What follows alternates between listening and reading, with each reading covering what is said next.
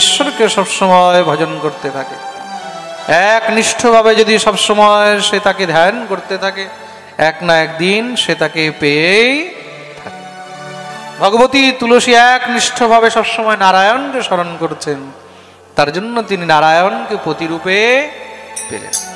আর শুধু তাই নয়, ভগবান তুলসীকে এতটা প্রিয় করেছেন, ভগবান বলছেন আমার সামনে 56 ভোগ 36 ব্যঞ্জন যদি রাখা থাকে, তার মধ্যে যতক্ষণ পর্যন্ত তুলসী না পড়বে ততক্ষণ আমি তাকে গ্রহণ করি না।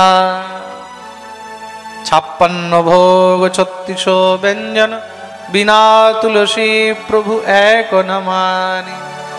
ভগবান মনে রাখবেন সমর্থবান, তো এই সংসারের মধ্যে সবাই কিন্তু হাত ধরে পার্মানেন্ট ধরে রাখতে পারে না। এই সংসারের মধ্যে পার্মানেন্ট হাত সেই ধরতে পারে যার মধ্যে সমর্থ রয়েছে, আর সেই সমর্থবানকে তিনি হলেন স্বয়ং একমাত্র ভগবান শ্রী হরি। প্রেম সে বলো রাধে রাধে। ডাউন হয়ে গেল পিকআপ। এটাও ভগবানের অবতারের একটি কারণ ছিল। সেই জলন্ধর কিন্তু পরে আবার রাবণ হয়েছে, আর ভগবান রাম হয়ে অবতার নিলেন, তার উদ্ধার করলেন। এটা এক কল্পের কথা। এগুলো কিন্তু আলাদা আলাদা কল্পের মধ্যে আলাদা আলাদা ঘটনা হয়েছে। তার জন্য এখানে গোস্বামী তুলসীদাস যেগুলো স্পষ্ট করে দিচ্ছেন যে রাম অবতারেরও অনেকগুলো কারণ ছিল, যেরকম কৃষ্ণ অবতারেরও অনেক কারণ ছিল। কৃষ্ণ অবতারেরও অনেক কারণ ছিল, কিন্তু ভগবান এই সংসারে যখন অবতার গ্রহণ করেন সেই অবতারের পিছনে অনেকগুলো কারণ হয়, কোনো এক আধটা কারণ নয়। অনেকগুলো কারণ যখন একত্র হয়, অনেকগুলো কারণ যখন এক জায়গায় আসে, তখন গিয়ে ভগবানকে অবতার ধারণ করতে। আরেকটি কারণ ছিল, কি কারণ ছিল? नारद श्राप दिन एक बार, कल्प एक तिल लगी अवतारा। राम सिया राम जय जय राम, राम सिया राम जय जय राम। नारद श्राप दीन एक बार, कल्प एक तेहि लगी अवतार। আরেকটি কারণ হলো, একবার দেবর্ষি নারদ ভগবানকে অভিশাপ দিয়েছিলেন। তার নারদের অভিশাপের জন্য কিন্তু ভগবানকে অবতার নিতে হয়েছিল। শুনে তো এবার মা পার্বতীও চমকে গেছে। পার্বতী বললেন, প্রভু এটা কি লীলা ছিল? দেবর্ষি নারদ ভগবানকে অভিশাপ দিয়েছেন। যেই নারদ দিনভর নারায়ণ নারায়ণ নারায়ণ করেন, সেই নারায়ণের ভক্ত হয়ে, পরম বৈষ্ণব হয়ে, পরম ভাগবত হয়ে সেই নারদ ভগবানকে অভিশাপ দিলেন। এমন কি কারণ হয়েছিল? কৃপা করে আপনি সেটা বর্ণন করুন। মহাদেব খুব সুন্দর বর্ণন করলেন। হিমগিরি গুহা এক অতি পাবনি, বহ সমীপ সুরসরি সুহাবনি। এক সময় কি হয়েছে, হিমালয় পর্বতের মধ্যে গঙ্গার তটে একটি গুফার মধ্যে দেবর্ষি নারদ এসে বসলেন। সেই গুফার মধ্যে যখন এসে বসেছেন, সামনে ভগবতী গঙ্গা, এত সুন্দর নির্মল স্থান, এইগুলো দেখে নারদের মন একদম স্থির হয়ে গেল। যেই নারদ সবসময় অস্থির থাকে, মনে রাখবে নারদ তো স্থির নয়, লোক বিগ্রহ মুক্তস্য নারদস্য অস্থিরস্য চ। নারদ সবসময় অস্থির থাকে। অস্থির কেন থাকে বলে কোনো রোগ আছে নাকি? রোগ নেই বাবা, দক্ষের অভিশাপ রয়েছে। প্রাচেতস দক্ষের অভিশাপ রয়েছে। নারদ এক জায়গায় বেশিক্ষণ থাকতে পারে না, 2 ঘড়ির উপরে থাকলে তার মৃত্যু হয়ে যাবে। তার জন্য নারদ সবসময় ঘুরে বেড়ান। আর হঠাৎ করে নারদ যখন সেখানে এসে উপস্থিত হয়ে আসন নিয়ে বসলেন, এমন মনোমুগ্ধকর স্থান দেখে দেবর্ষি নারদ সেখানে সমাধিতে বসে গেছে। সমাধিতে বসে হরিনাম শুরু করে দিয়েছেন, জপ আরম্ভ করে দিয়েছেন। নারদ ধ্যানে বসে গেছেন, হরিনাম করতে করতে ধ্যানে অবস্থিত হওয়ার কারণে মহারাজ অটল মৃত্যুও টলে গেছে। কোথায় নারদকে অভিশাপ রয়েছে? 2 ঘড়ির উপরে, 2 ঘড়ি মানে 48 মিনিট, তার উপরে নারদ থাকলে এক জায়গায় যদি বসে মৃত্যু হয়ে যাবে। সেখানে এক জায়গায় এক আসনে বসে তিনি হরিনাম আরম্ভ করে দিয়েছেন, সমাধিতে বসে গেছেন, ধ্যানে মগ্ন হয়ে গেছেন। জীব যখন ভগবত পদাশ্রয় হয়ে যায় তখন মনে রাখবে তার জীবন মৃত্যু সব ভগবান নিজের ঘাড়ে নিয়ে নেন। ভগবান বলছেন তেষাম নিত্যাভিযুক্তানাম যোগক্ষেমম বহাম্যহম। তো নারদের আর মৃত্যু হচ্ছে না, কেন? নারদ ভগবানের ধ্যানে অবস্থিত হয়ে গেছে, মুমুক্ষত্ব প্রাপ্ত হয়ে যায় না জীব। নারদ ধ্যানে বসে সমাধিতে বসে মারা তপস্যা আরম্ভ করেছেন, এই দেখে তো ইন্দ্র ভয় পেয়ে গেছে। ইন্দ্র কেন ভয় পেয়ে গেছে? নারদের কি মনে মনে কিছু কামনা উঠেছে নাকি? নারদ তপস্যা করছে তার কারণ কি? তার মানে নিশ্চয়ই নারদ বোধহয় আমার গদ্দি নিয়ে নেবে। নারদ যদি ইন্দ্রপদ নিয়ে নেয়, আচ্ছা, যে দুর্বল হয় না সে কিন্তু খুব ভীতু হয়, যার মধ্যে ভয় থাকে সে অনেক, যে দুর্বল হয় সে অনেক ভীতু হয়। মনে রাখবে, সাপ কাউকে কামড়ায় কেন? কেন কি সাপ অনেক দুর্বল হয়, তার জন্য সে ভয়ে কামড়ায়। সেভাবে আমাকে মেরে না দেয়, আমার কিছু করে না দেয়। তা যে সবসময় দুর্বল থাকে, যে ভীতু হয়, সেই ভীতু যে কোনো সময় যেই কিছু করে দিতে পারে। প্রেম সে বলো জয় শ্রীরাম। যে কামিল লোপ জগমাহি কুটিল কাক এব সবহি ডরায়। যে লোভী হয়, লোভীও কিন্তু অনেক ভীতু হয়। মন দিয়ে শুনবে, যার মধ্যে লোভ হয় না সেই লোভীও অনেক ভীতু হয়। কিন্তু নিজের লোভের জন্য, সে নিজের স্বার্থের জন্য কিন্তু অনেক সময় ভয়ে কাঁপতে থাকে। লোভী ভীতু হয়, স্বার্থীও কিন্তু ভীতু হয়।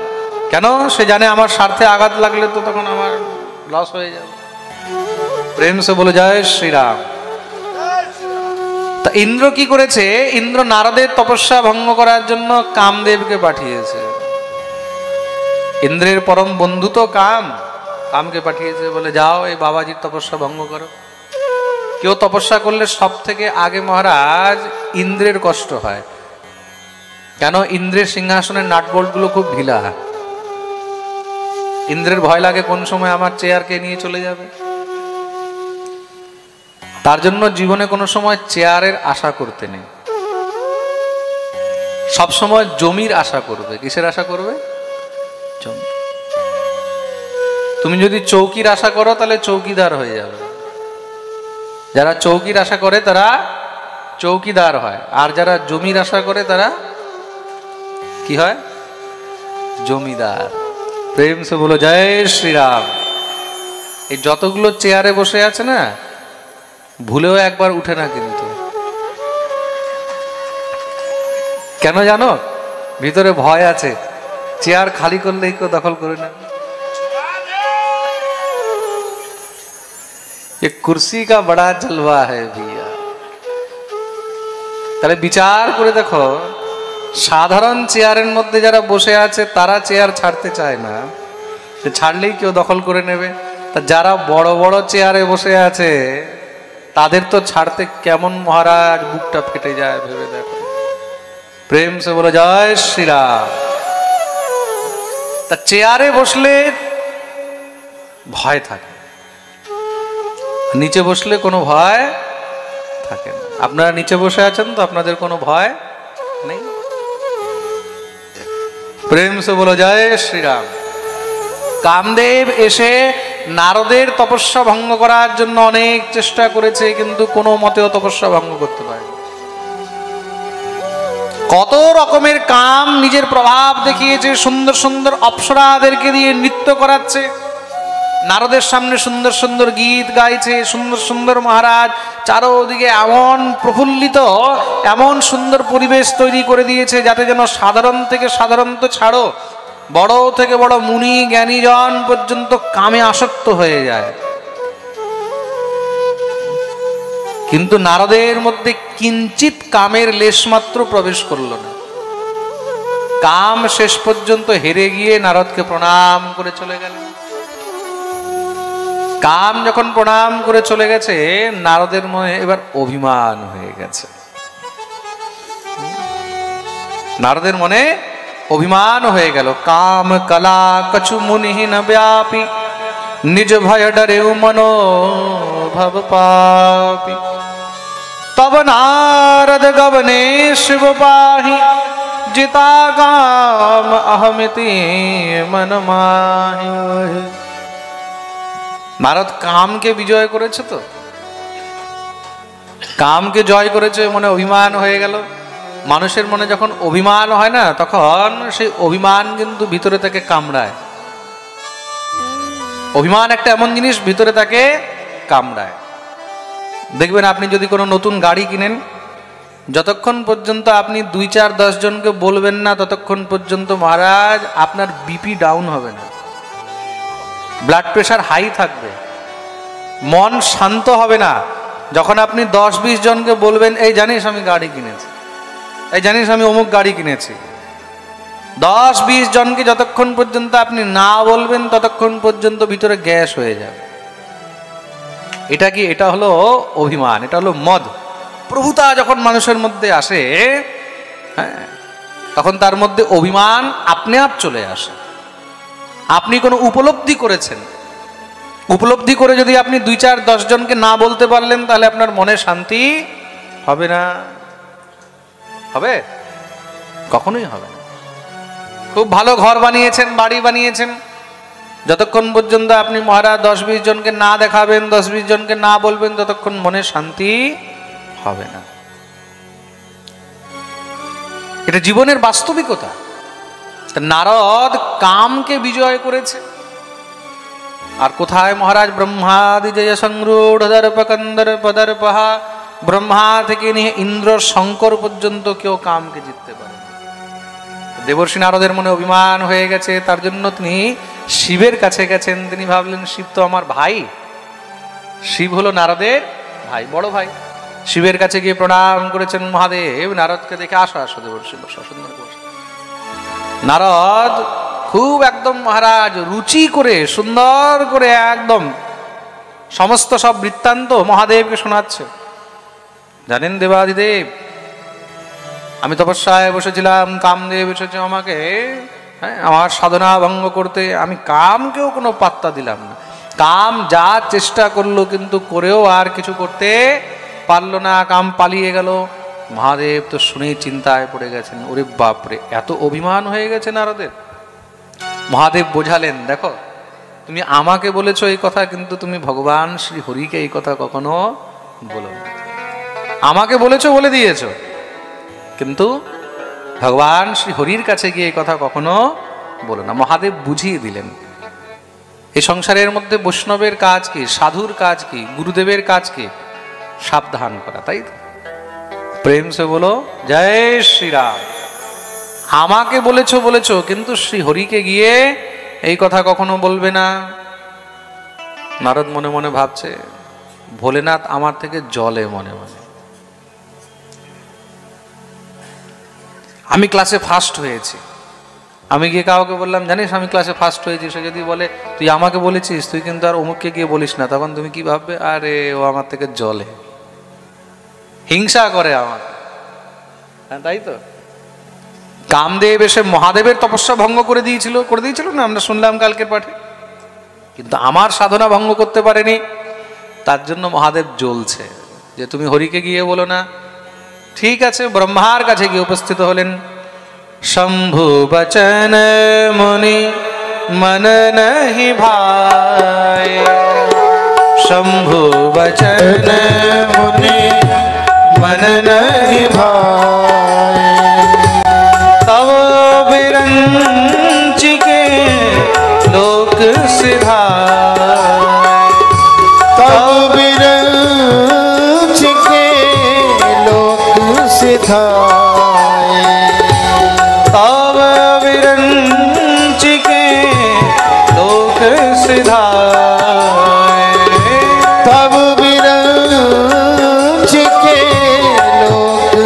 যায়। মহাদেব বললেন এই কথা আর ভালো লাগলো না। তিনি তখন সেখান থেকে ব্রহ্মলোকে গিয়ে উপস্থিত হলেন। ব্রহ্মার কাছে গিয়ে ব্রহ্মাকে প্রণাম করেছেন। বলে ভাইকে শোনালাম, দাদাকে শোনালাম, দাদাকে শুনিয়ে মন ভরল না, এবার বাপকে শোনাতে গেছে। ব্রহ্মার কাছে গিয়ে উপস্থিত হয়ে ব্রহ্মাকেও সেই সব বলা আরম্ভ করে দিয়েছে। ব্রহ্মাও শুনে চমকে গেলেন। এত অভিমান হয়ে গেল নারদের মধ্যে। নারদ, তুমি আমাকে বলেছো বলেছো, কিন্তু এই কথা ভগবান শ্রী হরিকে আর বলবে না। যখন বলেছে, নারদ মনে মনে ভাবলো, আচ্ছা ভাই তো আগেই হিংসা করছিল, এখন বাপও হিংসা করছে। অভিমান এমন জিনিস, মানুষ যখন অভিমান বশত হয় না, অভিমানে থাকলে মানুষকে তখন কারোর কথা ভালো লাগে না। আপনি কাউকে বোঝান, দেখ তুই অমুক কাজ করিস না, অমুক জায়গায় যাস না, অমুকের সঙ্গে কথা বলিস না, সে তখন কি ভাববে, আরে না না না, এই আমাকে হিংসা করে তার জন্য বলছে। কিন্তু যেটা কপালে লেখা আছে সেটাই হবে। হয়ে হি সই রাম রেচে রাখা, তুলসী যশ ভবতব্যতা তেসি মিলে সহায়। গোস্বামী তুলসীদাস জি বলছেন, যেরকম মহারাজ প্রারব্ধ হয়, যেরকম হনি হয়, সেরকমই ঘটনা দেখবে আপনি আর তোমার সঙ্গে হতে থাকবে। কেউ যদি 10 বার বোঝায় তাও তুমি বুঝবে না। তাহি কো তাহি মিলে তাহি তাহা লে যায়। এই হনি এমন জিনিস। অভিমানের কারণে আর থাকতে পারলেন না। সবাই যখন বলছে শ্রী হরিকে বলো না, শ্রী হরিকেই গিয়ে বলবো। চলে গেলেন ভগবান শ্রী হরির কাছে। क्षीर सिंधु गबने मुनिनाथा, जहां बस श्रीनिवास श्रुतिमान। हर्षि मिले उठी रमा निकेता, हर्षि मिले उठी रमा निकेता। बैठे आसन ऋषि समेत,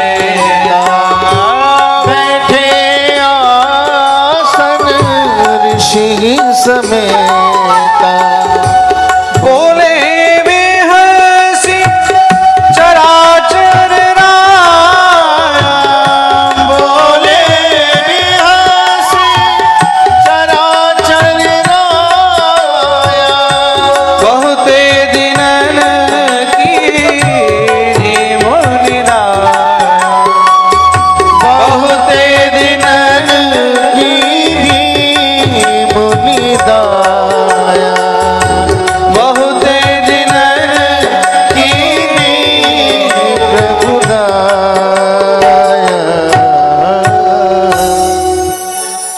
ভগবান শ্রী হরির কাছে গিয়ে উপস্থিত হয়েছেন। ভগবান নারদকে দেখে খুব খুশি হলেন।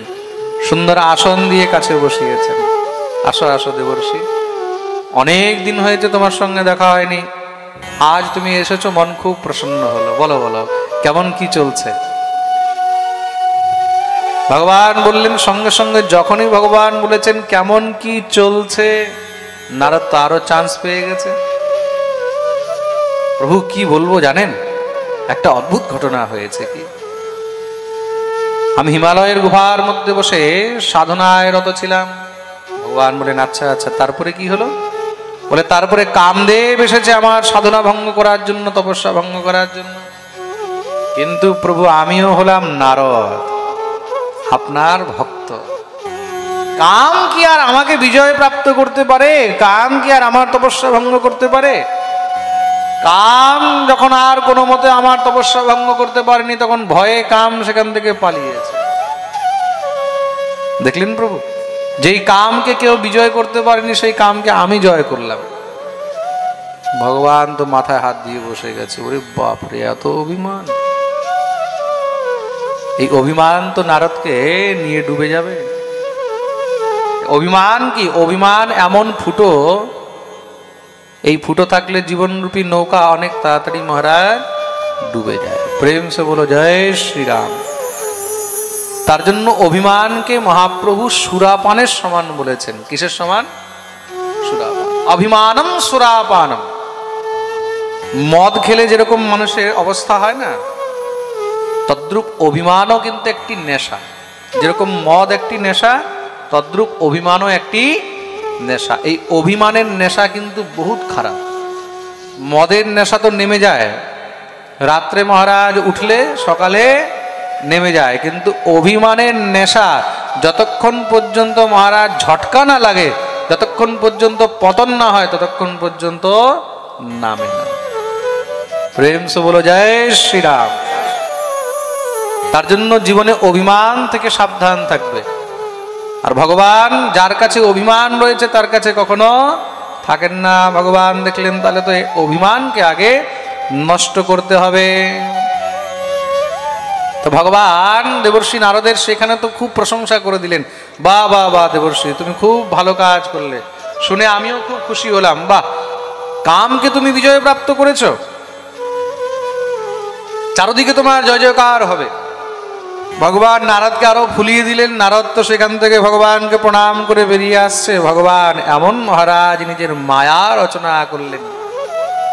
শ্রীপতি নিজ মায়া তব প্রেরি, श्रीपति निज माया तब प्रेरी, सुनहु कठिन करनी तेहि के,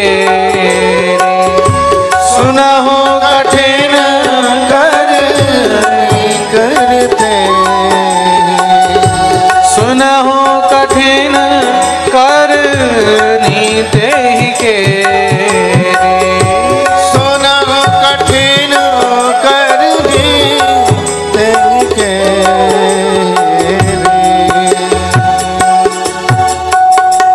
ভগবান যখন নারদের মধ্যে অভিমানের এই বীজ দেখলেন, চিন্তিত হয়ে গেলেন। তো ভক্তের মনে যদি অভিমানের বীজ একবার পড়ে যায়, এই বীজ আস্তে আস্তে কি হবে, গাছ হয়ে যাবে। যদি বিশাল হয়ে যায় তাহলে তার পতন হয়ে যাবে। ভগবান কখনো চান না যে আমার ভক্তের পতন হোক। তো ভগবান কি করলেন, বিশাল নিজের মায়ার সৃষ্টি করলেন। আর সেই মায়ার কারণে বিশাল বড় একটি নগরের নির্মাণ করলেন। কি সুন্দর মহারাজ সেই নগর। তেহি পূর্বসৈ শীল নিধি রাজা, আগণিত হয় গয় সেন সমাজ। সেই নগরের রাজা হলেন শীলনিধি। খুব মন দিয়ে শুনবে, এত সুন্দর নগর, এত সুন্দর রাজ্য, সুন্দর সুন্দর তার মধ্যে মহারাজ বাগ বাগিচা, সুন্দর সুন্দর তার মধ্যে মহারাজ মহল। দেবর্ষি নারদ যখনই সেই নগর দেখেছেন, নগর দেখে নারদ একদম চমকে গেছেন। কি সুন্দর এই নগর, আজ থেকে আগে তো এই নগর দেখিনি। সেই দিব্য নগর দেখে দেবর্ষি নারদ নগরের দিকে আকর্ষিত হলেন। আর আকর্ষিত হয়ে মহারাজ সেই দিব্য নগরের মধ্যে প্রবিষ্ট হয়েছেন। প্রবিষ্ট হতেই সঙ্গে সঙ্গে মহারাজ তিনি জানতে পারলেন এখানকার রাজা হলেন শীলনিধি। রাজার নাম কি? শীলনিধি। তার ইচ্ছা হলো যে একটু রাজার সঙ্গে দেখা করি। এত সুন্দর নগরের মালিক, এই বিচার করে তিনি যখনই রাজমহলে প্রবিষ্ট হয়েছেন, শীলনিধি রাজা যখনই দেখলেন যে দেবর্ষি নারদ এসেছেন, খুব সুন্দর করে দৌড়ে গিয়ে তার স্বাগত করলেন। উচ্চ আসনে বসিয়ে তার পুজো অর্চন করেছেন। পুজো অর্চন ইত্যাদি করে শীলনিধি রাজা নিজের সমস্ত মহারাজ পরিবার নিয়ে এসে পরিচয় করানো আরম্ভ করলেন। নিজের স্ত্রী, নিজের কন্যা। সেই শীলনিধি রাজার খুব সুন্দরী এক কন্যা রয়েছে। সেই কন্যার নাম হলো বিশ্বমোহিনী। কন্যার নাম কি? বিশ্বমোহিনী। সেই বিশ্বমোহিনীকে যখনই সামনে নিয়ে এসেছেন নারদের, নারদ তো বিশ্বমোহিনীকে দেখেই সঙ্গে সঙ্গে তার প্রতি আকর্ষিত হয়ে গেছে। নামই হলো বিশ্বমোহিনী। ভগবান আগে মোহিনী রূপ ধারণ করেছিলেন, কখন? দেবাসুর সংগ্রামের সময়। আর বিশ্বমোহিনী হয়ে যখন এসেছেন, নারদেরও মনকে মোহন করে নিয়েছেন। দেবর্ষি নারদের সামনে বিশ্বমোহিনীকে নিয়ে এসে বসেছেন। বিশ্বমোহিনী তা সুকুমারী, শ্রী বিমোহজ স্বরূপ নিহার। নারদ যখন তার দিকে তাকিয়েছে, তাকিয়ে রয়ে গেছে। আহা, কি অপরূপ সুন্দরী! আজ থেকে আগে এত সুন্দর নারী নারদও জীবনে কোনোদিন দেখেনি। সুন্দরতা কি? সৌন্দর্যতা হলো আগুনের সমান। খুব মন দিয়ে শুনবে, কিন্তু জীবনে এই জিনিস বহুত কাজে লাগবে। সৌন্দর্যতা কি? সৌন্দর্যতা হলো আগুনের সমান। যেই প্রকার আগুনের প্রতি আকর্ষিত হয়ে যখন কোনো কীট কোনো পতঙ্গা সেই আগুনকে আলিঙ্গন করতে যায়, সে আগুনের মধ্যে গিয়ে ঝাঁপ দেয়, দেখতে খুব সুন্দর লাগে তো আগুন, আগুনের দিকে আকর্ষিত হয়ে সেখানে যখনই ঝাঁপ দেয় সেখানেই জ্বলে ছাই হয়ে যায়, মরে যায়। তদ্রূপ যেই জীব সৌন্দর্যতার প্রতি আকর্ষিত হয়ে মহারাজ তার দিকে পাগল হয়, তারও একদিন বিনাশ হয়ে যায়। তার জন্য মহারাজ নারীর সৌন্দর্যতাকে আগুনের সমান বলা হয়েছে, অগ্নি তুল্য সমানারী। তার জন্য সাধককে, বিবেকবান বুদ্ধিমান জীবকে এই সৌন্দর্যতা থেকে দূরে থাকা উচিত। এই সৌন্দর্যতাকে একমাত্র মহারাজ ভগবানের চরণের কণিকা বলে মনে করা উচিত। প্রেম সে বলো জয় শ্রীরাম। মনে রাখবে এই সৌন্দর্যতা আজকে আছে, কালকে থাকবে। এই সৌন্দর্যতা আজ আছে, কাল থাকবে না।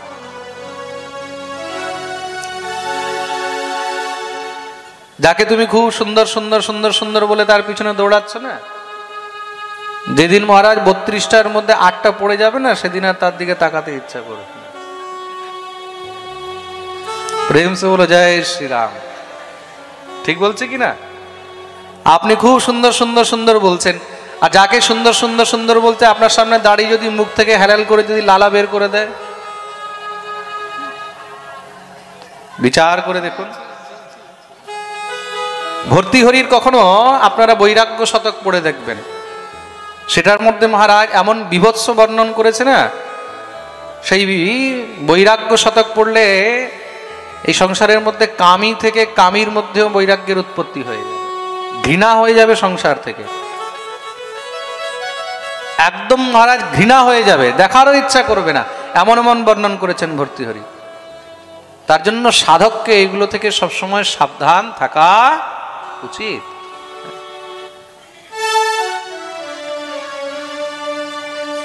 খুব মজা লাগে না কথা বলতে? প্রেম সে বলো জয় শ্রীরাম। অগ্নি তুল্য সমানারী। যখনই বিশ্বমোহিনীকে দেখেছে, নারদ তো একদম তাকিয়েই রয়ে গেছে।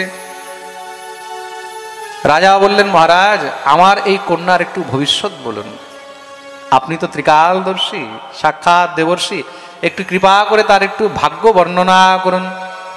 যখনই দেবর্ষি নারদ তার ভাগ্য দেখেছেন, অনেকে হাত দেখে, অনেকে কপাল দেখে, নারদ যখনই তার ভাগ্য দেখেছে, ভাগ্য দেখে তখন নারদ কি দেখলো, আহা, যে এহি বরাই আমার সই হই সমর ভূমিতে হি जीतन को से वही सकल चराचर ताहि बरई शील निधि कन्या जाय। এমন এমন গুণ দেখলেন, সেই গুণ দেখে দেবর্ষি নারদ নিজেই চমকে গেছেন। কি কি গুণ দেখলেন? যেই ব্যক্তি এই কন্যাকে বিবাহ করবে, যে এহি বরাই আমার সই হই, যে একে বিবাহ করবে সে অমর হয়ে যাবে। সমর ভূমিতে হি জিত না কই, যুদ্ধের মধ্যে তাকে কেউ জিততে পারবে না। যুদ্ধের মধ্যে এই কন্যার বরকে কেউ হারাতে পারবে না। সে বহি সকল চরাচর তাই, সমস্ত জগতের মধ্যে সবাই সেই পুরুষের সেবা করবে। তা নারদ দেখে তো মহারাজ আগে রূপ দেখে মুগ্ধ ছিল, এবার গুণ দেখে মুগ্ধ হয়ে গেছে। নারদ মনে মনে ভাবছে, ইস, যে একে বিবাহ করবে তার এমন ভাগ্য হবে, তাহলে যদি আমি বিবাহ করে নি, যদি বিয়েটা আমি করে নি, তাহলে তো এই সমস্ত সুখগুলো আমি পাবো। দেখুন, যেই নারদ বলছে আমি কামকে বিজয় করে নিলাম, যার সামনে অপ্সরাগণ মহারাজ উলঙ্গ হয়ে নৃত্য করেছে, তাও তাদের দিকে ফিরেও তাকায়নি, সেই নারদ এখন বিশ্বমোহিনীকে দেখে এমন মোহিত হয়েছে, শুধু তার রূপ নয়, গুণ দেখে আরো মোহিত হয়েছে। মনে মনে ভাবছে, ইস, যদি আমি তাকে বিবাহ করতে পারতাম। লক্ষণ সব বিচার উর রাখে, কছুক বানায় ভূপ সনভাগ। কিছু কিছু গুণ তো রাজাকে বললেন, কিন্তু কিছু গুণ নারদ আর বললেন না, ওইগুলো মনেই মনে রেখে নিলেন। রাজা বললেন, মহারাজ অতি শীঘ্রই আমি মেয়ের এখন স্বয়ংবর দেব, স্বয়ংবরের মধ্যে সমস্ত সব রাজাদেরকে নিমন্ত্রণ করব। দেবর্ষি নারদ মনে মনে ভাবলেন, ইস স্বয়ংবর হবে তাহলে তো তার বিয়ে হয়ে যাবে, আর যদি তার বিয়ে হয়ে যায় তাহলে আমি তো আর তাকে বিয়ে করতে পারবো না, যদি আমি তাকে বিয়ে না করতে পারি তাহলে এই সুযোগ আর জীবনে কোনোদিন পাবো না, একটা ভালো সম্বন্ধ চলে যাবে। নারদ মনে মনে ভাবলেন, তাহলে এই কাজ একজনই করতে পারবে, কে? আমার ঠাকুর শ্রীহরি। তার যদি কৃপা হয়, তার কৃপা হলে তাহলে এই কন্যা নিশ্চয়ই আমাকে বরণ করবে, নাহলে আমার মতন সাধু, আমার মতন বাবাজিকে দেখে কে বিয়ে করবে। সঙ্গে সঙ্গে দৌড়ে ভগবান শ্রীহরির কাছে গিয়ে উপস্থিত হলেন। শ্রীহরির কাছে গিয়ে প্রণাম করছেন। ভগবান বললেন, কি হলো? বলে, প্রভু আপনার কাছে আমি একটা জিনিস চাইতে এসেছি। কি চাইতে এসেছো? হরিসন মাগো সুন্দরতাই, হরিসন মাগো সুন্দরতাই, হরিসন মাগো সুন্দরতাই, হরিসন মাগো সুন্দরতাই।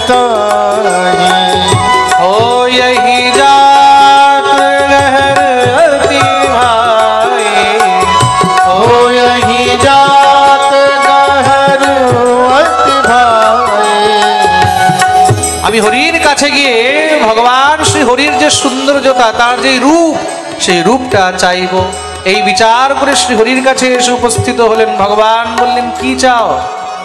নারদ বলছেন, आपन रूप देहु प्रभु मोहि, आपन रूप देहु प्रभु मोहि। आन भांति नहीं पावोहि, आन भांति नहीं पावोहि। जेहि विधि नाथ होहि हित मोरा, जहि विधिनाथ होय हित मोरा।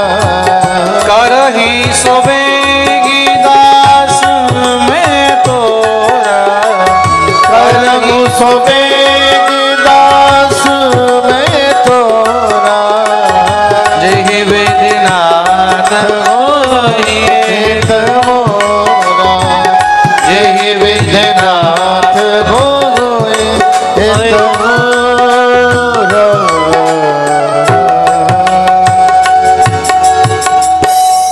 হে প্রভু, হে নারায়ণ, আমি তো তোমার ভক্ত, তোমার কাছে আমি আজ পর্যন্ত কিছু চাইনি, আজ তোমার কাছে একটি জিনিস চাইতে এসেছি। কি চাইতে এসেছো? আপন রূপ দেহু প্রভু মোহি, কৃপা করে তুমি নিজের এই হরিরূপ আমাকে দিয়ে দাও। আমি তোমার মতন সুন্দর হতে চাই। আন ভাঁতি নাহি পাবং মোহি, কেন?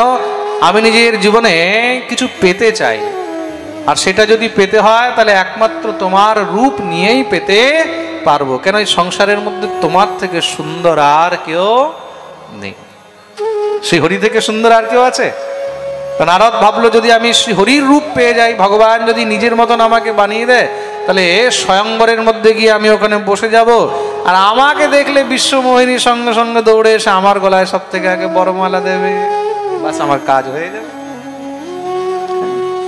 এই সংসারের মধ্যে মানুষের মধ্যে যখন কাম জাগ্রত হয় না, তখন ঘৃণা, লজ্জা, ভয় সব নষ্ট হয়ে যায়। কামা তোরাণাম না ভয়ম না লজ্জা। ভগবানের কাছে এসে কি চাইছে? বলে, তোমার মতন রূপ আমাকে দিয়ে দাও। ভগবান বললেন, আচ্ছা আমার মতন রূপ নিয়ে করবে কি? বলে, প্রভু আমি একটি বিশেষ উপলব্ধি পেতে চাই, কাউকে পেতে চাই। ভগবান বললেন, আচ্ছা ঠিক আছে, কিন্তু প্রভু আমি চাইছি কিসের জন্য? তাতে যেন আমার মঙ্গল হয়। যাই কিছু দেবে এমন রূপ দেবে যাতে আমার মঙ্গল হয়। কেন? হরিরও তো অনেক রূপ রয়েছে, ভগবানের অনেক রূপ রয়েছে। তার জন্য দেখুন এখানে নারদের সংস্কার, নারদের ভজনের প্রভাবে নারদ সঙ্গে আরেকটি জিনিস চাইলেন। কি চাইলেন? ভগবানের রূপ চাওয়ার সঙ্গে সঙ্গে এটাও চেয়েছেন, যেহি বিধি নাথ হোহি হেতু মোরা করহু সুবেগ নাথ মে তোরা। প্রভু আমাকে যাই কিছু দিও না কেন, কিন্তু এমন রূপ দেবে, এমন জিনিস দেবে তাতে যেন আমার মঙ্গল হয়। তা নারদ তো নিজের মঙ্গল চেয়েছে, যেহি বিধি নাথ হোহি হেতু মোরা। ভগবান তার অমঙ্গল কি করে করবে? ভগবান তো কার অমঙ্গল করেন না। মঙ্গল ভবন অমঙ্গল হারি দ্রবহসু দশরথ অজর বিহারি দীন দয়াল বিরদ সংহারি হরহু নাথ মম সংকট ভার। তো ভগবান কখনো কার অমঙ্গল করেন না। এখানে ভক্ত কি চেয়েছে? যেহি বিধি নাথ হোহি হেত মোরা। জীবনের মধ্যে যদি ভগবানের কাছে কিছু চাইতে হয় না, এই চৌপাইটা মুখস্থ করে নাও। ভগবানের কাছে কখনো কিছু চাইবে, ভগবানের কাছে কখনো কিচ্ছু চাইবে না, শুধু এই একটি জিনিস চাইবে। কি চাইবে? একদম নোট করে নেবে, লিখে নেবে, ভালো করে মুখস্থ করে নেবে। যখনই মন্দিরে যাবে, ঠাকুরের কাছে যাবে, ঠাকুরকে প্রণাম করবে, শুধু একটি জিনিস চাইবে। কি? যেহি বিধি নাথ হোহি হিত মোরা, যেহি বিধি নাথ হোহি হিত মোরা। बोलिए जेहि विधि नाथ होहि हित मोरा, जेहि विधि नाथ होहि हित मोरा। करहु सुबेग दास में तोरा, करहु सुबेग दास में तोरा। जेहि विधि नाथ होहि हित मोरा, जेहि विधि नाथ होहि हित मोरा। রামচরিত মানসের মধ্যে কিছু কিছু যে চৌপাই রয়েছে, ছন্দ রয়েছে, তার মধ্যে এই চৌপাইটা কিন্তু আমার অত্যন্ত প্রিয়। এত ভালো লাগে এই চৌপাইটা। আমাদের গুরুদেব খুব সুন্দর একটি কথা বলতেন, বলে এর থেকে উত্তম শব্দ আর কিছু হতে পারে না ভগবানের কাছে চাওয়ার জন্য। প্রভু আমাকে তাই দেবে যাতে আমার মঙ্গল হয়। কি চাইবে? প্রভু আমাকে তাই দেবে যাতে আমার মঙ্গল হয়। ভগবান দেখলেন নারদ তো নিজের মঙ্গলের জন্য চেয়েছে, তো ভগবান কি করলেন? ভগবান তাকে নিজের একটি রূপ দিলেন। কোন রূপ দিয়েছেন? ভগবান তাকে নিজের কপি রূপ প্রদান করলেন। কোন রূপ প্রদান করলেন? কপি রূপ। কপি মানে বানর রূপ। দেবর্ষি নারদ দিব্য আনন্দে মহারাজ একদম বুক ফুলিয়ে দৌড়ে এসে উপস্থিত হচ্ছে। সোজা এসে মহারাজ সেই শিলনিধি রাজার রাজ্যে উপস্থিত হলেন। এদিকে স্বয়ংবরের আয়োজন করা হয়েছে।